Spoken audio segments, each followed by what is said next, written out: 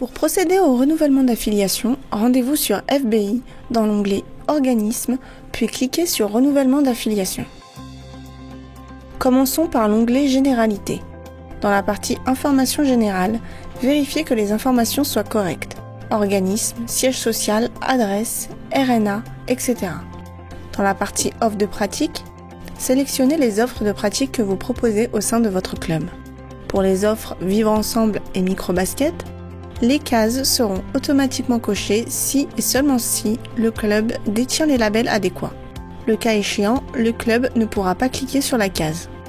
Contrôlez ensuite la couleur des maillots et saisissez votre RIB. Pour finir, dans la partie Affiliation, le montant du renouvellement d'affiliation est calculé en fonction du nombre de licenciés que vous avez saisis à travers FBI. Le club peut y ajouter des commentaires complémentaires.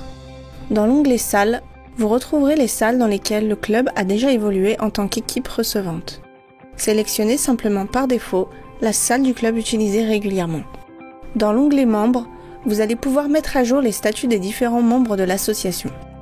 Dans la partie Président, vous devez obligatoirement lier la licence ou la préinscription de votre président pour pouvoir valider le renouvellement d'affiliation. Il existe alors 2 cas de figure. Premier cas, le président est un nouveau licencié. Recherchez la préinscription. Une fois trouvé, cliquez dessus et les informations se mettent à jour automatiquement. Deuxième cas, le président est déjà licencié. Il vous suffit alors d'effectuer une recherche, puis de cliquer sur la licence du président déjà licencié. Une fois la licence trouvée, les informations se mettent à jour automatiquement. Attention, si le président n'est pas licencié au 1er juillet, l'ensemble des préinscriptions de votre club ne se transformeront pas en licence. Pour les autres membres, contrôlez que les informations saisies soient bien à jour et complétez les informations manquantes. Dans la partie Ressources Club, le club, en cliquant sur Ajouter effectif, peut ajouter des ressources club. Renseignez le type de membre, la fonction, si le membre est salarié, cochez la case Salarié puis indiquez le nombre dans la colonne Effectif. Si le membre est salarié, un autre tableau s'ouvre, Effectif Club Détail, dans lequel vous devrez renseigner les éléments complémentaires. Pour rappel, dans les effectifs, ne comptez un membre qu'une seule fois. Si une personne exerce plusieurs fonctions, ne tenez compte que de sa fonction principale au sein de votre club. Dans l'onglet e-licence, cliquez sur l'encadré vert « Créer, connecter mon compte Helloasso ». Saisir vos identifiants et enfin, cliquez sur « Lier les comptes ». Une fois que c'est fait, l'encadré vert devient « Déconnecter mon compte Helloasso ».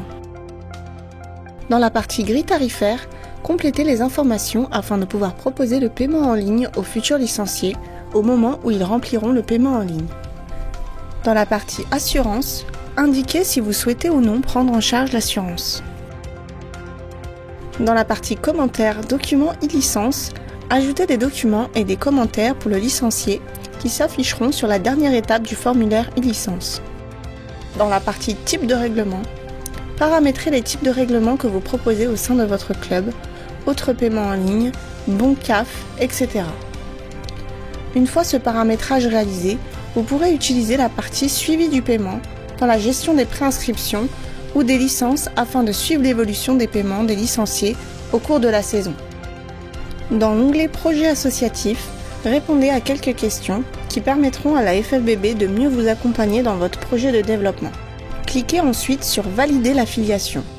Si le renouvellement d'affiliation a été saisi en bonne et due forme, celui-ci est validé et effectif à partir du 1er juillet.